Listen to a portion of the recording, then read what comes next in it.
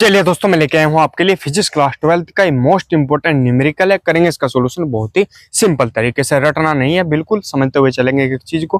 क्या दिया हुआ है हमारे पास, देखते हैं क्वेश्चन।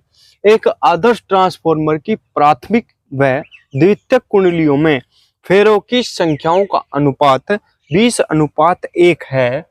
जब 250 वोल्ट का निवेशी वोल्टेज लगाया जाता है तब निर्गत धारा 8 एम्पियर होती है। गणना कीजिए। नंबर 1 प्राथमिक कुंडली में धारा, नंबर 2 निर्गत शक्ति। ठीक है, तो दो चीजें हमें ज्ञात करनी है, प्राथमिक कुंडली में धारा और निर्गत शक्ति। ठीक है, तो सबसे पहले हम देखें क्या चीज हमारे पास दी हुई है। क्या दी हुई है, प्राथमिक व द्वितीयक कुंडलियों में फेरों की संख्याओं का अनुपात दिया हुआ है। ठीक है, वैसे आदर्श ट्रांसफार्मर की जो कुंडलियों में फेरों की संख्या होती है उसे किससे प्रदर्शित करते हैं, ये देखेंगे। सबसे पहले किससे प्रदर्शित करते हैं, एनपी और एनएस से। ठीक है, तो सॉल्यूशन में देखेंगे। सबसे पहले लिखेंगे एनपी होता है प्राथमिक कुंडली में फेरों की संख्या, ठीक है, और एनएस होता है दूसरी कुंडली में फेरों की संख्या। ठीक है, एनपी का मतलब एन से तो है संख्या, ठीक है, पी से मतलब प्राइमरी यानी प्राथमिक कुंडली में फेरों की संख्या कितनी है, एस से मतलब सेकेंडरी यानी द्वितीय कुंडलियों में फेरों की संख्या कितनी है। ठीक है, तो यानी एनपी और एनएस का जो अनुपात है वो कितना दिया हुआ है, 20:1 दिया हुआ है। क्योंकि इसने क्या कहा, एक आदर्श ट्रांसफार्मर की प्राथमिक व द्वितीय कुंडलियों में फेरों की संख्याओं का अनुपात 20:1 है। जब 250 वोल्ट का निवेशी वोल्टेज लगाया जाता है तब निर्गत धारा 8 मिली एम्पियर होती है। ये क्या दिया हुआ है, 250 वोल्ट का निवेशी, क्या दिया हुआ है, निवेशी वोल्ट। ठीक है, तो यानी ये कहे का मान है, ये कहे का मान है ईपी का, स्टार्टिंग की बात है यानी फर्स्ट की बात कर रहा, पी का मतलब प्राइमरी। ठीक है, तो कितना दिया हुआ है, 250 वोल्ट। ठीक है, निवेशी वोल्टेज लगाया जा रहा है 250 वोल्ट का, क्लियर। और तब निर्गत धारा, निवेश करेंगे उसके बाद आएगी निर्गत। ठीक है, सबसे पहले तो निवेश ही करेंगे हम, फिर निर्गत होगी ना, तो निर्गत धारा 8 एम्पियर होती है। निर्गत धारा कितनी होती है, 8 एम्पियर होती है। यानी ये किसकी बात कर रहा है, सेकेंडरी धारा की बात कर रहा है। और आई को प्रदर्शित करते हैं, सॉरी धारा को प्रदर्शित करते हैं आई से, और सेकेंडरी की बात कर रहा है इसलिए लगा देंगे एस, तो ये हो जाएगा आई एस। कितना दिया हुआ है हमारे पास, 8 एम्पियर दिया हुआ है। आया समझ में, क्यों कहा हमने इसे सेकेंडरी धारा, इसलिए कहा क्योंकि इसने क्या कहा, निर्गत धारा 8 एम्पियर होती है।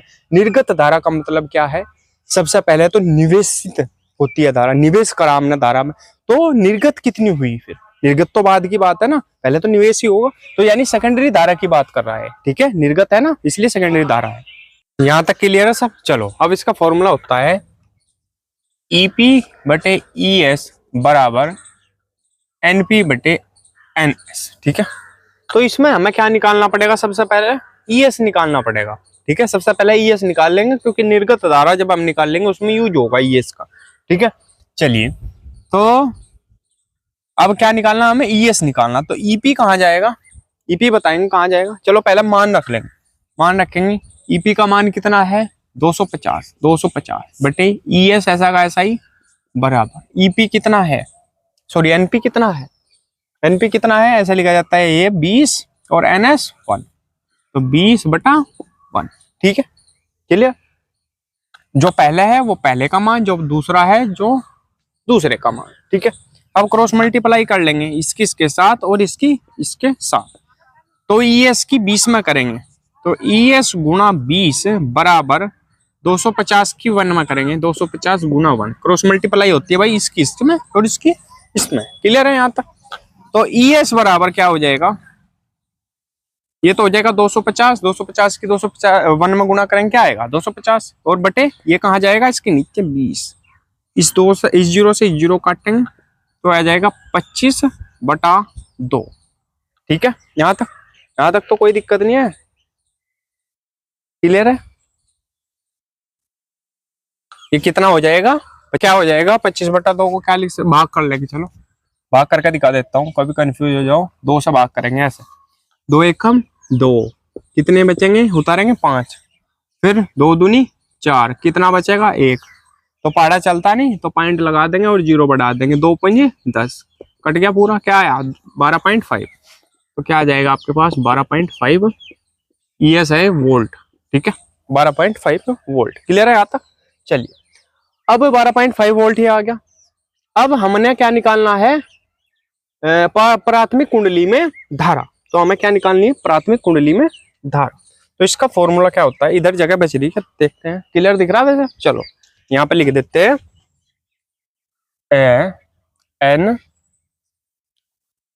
NP बटे NS बराबर IS बटे IP। ये फॉर्मूला है इसका, ठीक है। ये इसकी शर्त, जब NP और बटे NS होगा तो IS ऊपर होगा और IP नीचे होगा, ठीक है। यहाँ पर ये सीध में होंगे, ठीक है क्लियर है। चलो अब इससे हम निकालेंगे किसका मान, किसका निकलेगा यहाँ से, क्या पूछा है इसने, प्राथमिक कुंडली में धारा यानी IP का मान। तो IP का मान निकाल लो यहाँ से, तो मान दे रखे जो सब रख देंगे। क्या हो जाएगा आपके पास, NP कितना है, NP 20 बटा NS कितना है 1 बराबर IS कितना है, IS 8 है बटे IP कितना है, IP हमें निकालना है, ठीक है। इसमें भी क्रॉस मल्टीप्लाई इसके साथ, इसके साथ IP की 20 में करेंगे, IP गुणा 20 बराबर 8 गुणा 1, ठीक है। IP गुणा 20 बराबर 8 की 1 में करेंगे 8, और IP बराबर क्या हो जाएगा, ये 20 कहाँ जाएगा इसके बटे में, तो हो जाएगा 8 बटे 20, ठीक है। 2 से काटेंगे, 2 चौक 4 से काट लो, 4 दूनी 8 और 4 3 से काटेंगे 4 पंजा 20, यानी 2/5 ही आ जाएगा, ठीक है। 2/5 आ गए, तो 2/5 को क्या लिख सकते हैं, भाग करेंगे, ऐसे ही भाग करके दिखाऊंगा, ऐसे भाग करेंगे 2 5 से, पाड़ा चलता नहीं तो पॉइंट लगेगा और 0 बढ़ेगी, 4 पंजे 5 चौक 20, 0.4 क्या है धारा, एम्पियर। तो पहला आंसर तो आपका आएगा ये, ठीक है। दूसरा इसने पूछा है निर्गत शक्ति। तो निर्गत शक्ति का जो फॉर्मूला होता है वो क्या होता है, निर्गत शक्ति सेकंड वाला पूछा है इसने, बराबर क्या होगा, एक तो ये हमने निकाला, क्या निकाला था अभी, क्या निकाला था, ES निकाला था, ये ES और IS कहाँ है, ये इन दोनों की गुणा, यानी ये होता है ES गुणा IS, ठीक है। इसका फॉर्मूला क्या होता है, सेकंड की बात होती है, क्योंकि सेकंड शक्ति है, निर्गत शक्ति का मतलब क्या है, सेकंड की बात कर रहा है, तो दोनों सेकंड वोल्ट का भी और धारा भी, ठीक है।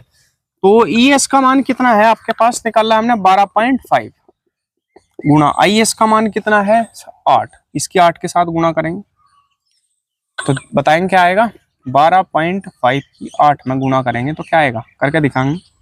5 8 40 की 0 हासिल लगे 4, 8 दूनी 16 और 4 20 की 0 हासिल लगे 2, 8 एकम 8 और 4 12, 8 एकम 8 और 4 12, ठीक है क्लियर है। 8 पंजे 40 की 0 हासिल लगे 4, 8 दूनी 16 और 4 20 की 0, ठीक है हासिल लगे 2, 8 एकम 8 और 2 10 नहीं आएगा, फिर तो 1 अंक के बाद पॉइंट है, यहाँ पॉइंट लगा देंगे, तो ये कितना आ जाएगा 100, कितना आ जाएगा ये 100, ठीक है। ये होगा इसका आंसर, ठीक है भाई, यहाँ तक क्लियर है, कोई दिक्कत तो नहीं है किसी को। शक्ति को किससे प्रदर्शित करते हैं, वाट से, मात्रक भी लगा लेंगे इसका, और कुछ समझ में आया तो वही कमेंट करके पूछ लेंगे। दोस्तों अगर वीडियो अच्छी लगी हो तो प्लीज वीडियो को लाइक कीजिए, कमेंट कीजिए और हमारे चैनल को सब्सक्राइब कीजिए और घंटी का बटन भी दबा लीजिए, जिससे आपको हमारी वीडियो की नोटिफिकेशन सबसे पहले मिल सके। मिलते हैं अगली वीडियो में, तब तक के लिए बने रहिए हमारे चैनल पर। धन्यवाद।